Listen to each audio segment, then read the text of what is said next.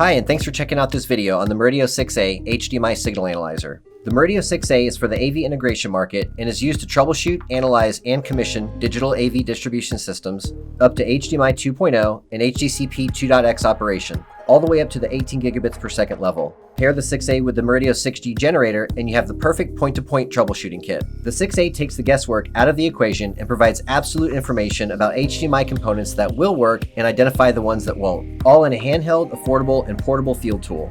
The 6A is designed to be extremely accessible with free control software, plus front panel controls that will allow access to 90% of the features. Let's take a look. First, let's take a look at the connections on the 6A. First, you have an HDMI input, which is where you would connect the source that you'd like to test. Next to that is a 3.5 millimeter left-right audio output. Here's where you could connect, say, a set of headphones. This will let you know that audio is making its way from the source to the 6A. Next to that is an RS-232 connection. You can use this to connect the 6A to a PC to access the 6A software. Next to that is a micro USB connection. Here you can connect the 6A to a PC to access the 6A software. You can use either the micro USB cable or the RS-232 connection to connect the 6A to a PC, but you don't have to use both. And then last is a power connection. Here's where you would plug in the 6A's power supply to charge the battery, or to provide power to the 6A if the battery's dead. Once you connect the power supply to the 6A, you'll know it's charging the internal battery because the charging light will be red. Now let's take a look at the back of the 6A. At the very bottom, you have a sticker with the serial number, and there's a kickstand, so you can set the 6A on a table or a desk. This helps with heat and ventilation. On the front of the 6A, there are a few buttons. We're gonna start off with the power button. Press and hold the power button to turn the 6A off or on. Now that the 6A is powered up, let's look at some of the buttons. First, we'll take a look at the yellow button. That's the quick select button. That button will jump straight into the 6A's menu. Then you can use the navigation buttons up, down, left, and right to scroll through the menu, scroll through different selections, and when you find the selection that you want, you can press the green OK button. On the lower right corner of the 6A, you'll see a blue button, and that's the back button, also known as the exit button. This will take you back to the live preview screen. Next is the pink button, and that's the HDCP button. Once in the HDCP menu, there are 4 selections that you can make. First is the HDCP 2.x and 1.x fallback. This means that the 6A will accept an incoming signal that's either HDCP 2.x or 1.x. The second selection is HDCP 1.x only. By making this selection, the 6A will only accept a signal that's encoded with HDCP version 1.x. Next is HDCP 2.2 or 2.x only. If this is selected, that means that the analyzer will only accept signals that are encoded with HDCP 2.x. The last option, slot number 4, is no HDCP. If this is chosen, the 6A will only accept signals that are not encoded with HDCP at all. Next, let's take a look at some of the menus in the 6A. You can enter the menu by pressing the quick select button or the OK button. We'll start off with the battery stats page. This lets you know how much battery life is left in the 6A before it needs to be charged again. Next is the signal info page. This tells you all the vital statistics about the incoming HDMI signal. First is the timing resolution. In this case, it's 1920 by 1080p at 24 frames per second. Next is color space. The color space is YUV, so it's a video format. Chroma subsampling is 444, and the color space is BT709. The video type, which is the physical incoming connection, is HDMI. Next is HDCP. In this case, the source has HDCP 2.2, so the analyzer is telling us that 2.2 is coming in. Next is the color depth or bit depth, and the incoming signal right now is 8-bit. After color depth is TMDS bandwidth. With this signal at 1920 by 1080 at 24 frames per second, 444 at 8-bit, that's a total bandwidth of 2.227 gigs. Next is HDR metadata. In this case, the incoming signal is SDR, so under HDR metadata, none is listed. The next two are the audio sampling frequency and sampling size.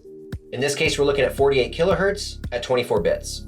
Underneath that is the audio channel allocation. This lets you know the audio channels of the incoming signal. This can be anywhere from 2 channel up to 8 channels.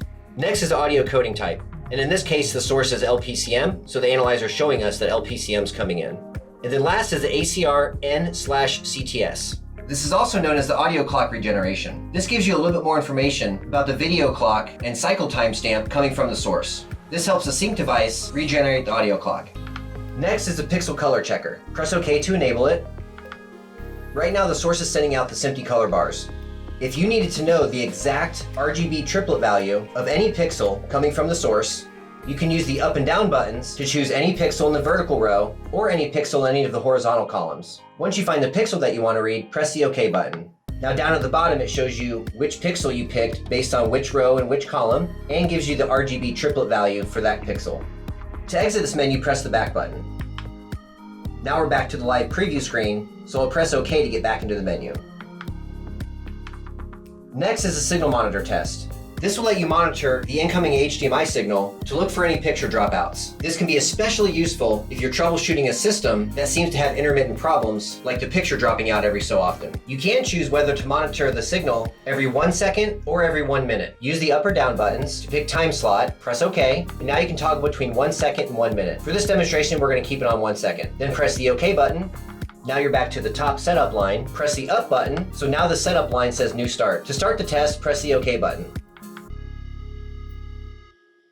As this clock counts up, the analyzer is looking at every single pixel every second. Underneath that is the trigger number, which right now is 0. If there were any pixel dropouts, the trigger number would be greater than 0. So if you were monitoring a system over time and you came back and the trigger number was greater than 0, you can use this information to help start identifying why the picture is dropping out. And this could be due to a number of factors. One of those being EMI, or electromagnetic interference. This can be caused by appliances, exercise equipment, HVAC systems, microwaves, or anything with an electric motor. To exit this menu, press the back button.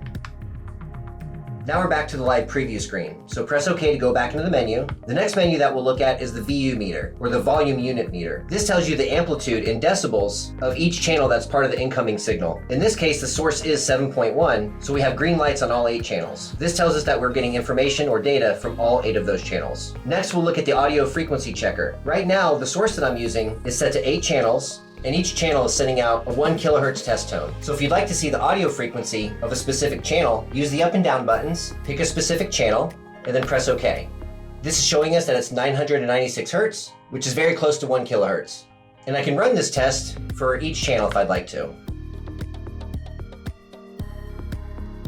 Next, we'll look at the cable test menu. This is one of the most commonly used tools on the 6A. This is designed to test bandwidth of HDMI cables while using the Murideo 6G as the source. We can test the cable anywhere from 4K 60, which is 18 gigs, all the way down to 480p 60, which is 1 gig. So for example, if I wanted to test the cable that's connected right now for 4K 60, the first selection's already highlighted, so we'll press OK. From here, the cable test is automated. After the test has been ran, we can look at a few things. The 5 volt says OK, so that means that the analyzer is seeing a source on the other end of the HDMI cable. Next are data channels 0, 1, and 2. These are the TMDS lines inside of the cable. These are what carry all of the audio and video information. And right now they're showing 0 errors, which is a good sign. Underneath that is the DDC channel, which passes, and last is the hot plug detect, which also passes. If this cable had a problem or couldn't pass this bandwidth, we might see a number of errors in data channel 0, 1, and 2, or perhaps the 5 volt, the DDC channel, or the hot plug would have failed. Now if you press the back button, that takes you back to the cable test menu, and if you'd like to, you can run through each of the other formats to fully proof out the cable. Next is the CEC ping test. This will let you know if there's a CEC signal coming from the source. To test, press the OK button. Right now the source is not set up for CEC, so the CEC test on the 6A shows no devices found. If CEC was activated on the source, we would know so here. Next is the audio volume menu. Remember at the beginning of the video, we were looking at the connections on the 6A. One of the connections was a 3.5mm analog left and right audio out. If you were to plug in, say, a set of headphones to monitor the incoming audio, you can use this menu to turn the volume of that audio up and down. If you turn it down to 0, you will not hear an audio signal. Next, we have the auto power off menu. The 6A will shut down after about 10 minutes of no activity to conserve the battery life. If the auto power off is disabled, the 6A will stay powered up unless you manually turn it off. Next is the input standby menu. This allows you to turn off the input connected to the 6A. This is a great way to create a hot plug event without having to physically disconnect the HDMI cable from the 6A. The options here are off and on. If you choose off, the HDMI input will stay active. If you choose on, this will create a hot plug event as if you physically unplug the HDMI cable. Next is the EDID setup menu. The 6A has 15 preset EDIDs built into it.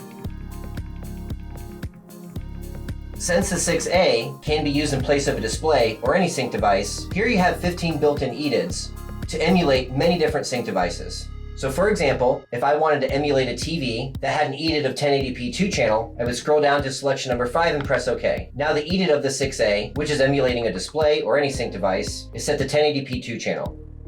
The next page is the copy EDID page. Let's say that you did have a specific display that you wanted to emulate. You can copy the EDID straight from that display or any sync device. Once you have the 6A connected to the display or the sync device that you'd like to copy the EDID from, jump into the Copy EDID menu and press OK. As long as the 6A read the EDID correctly, you'll see a success message here.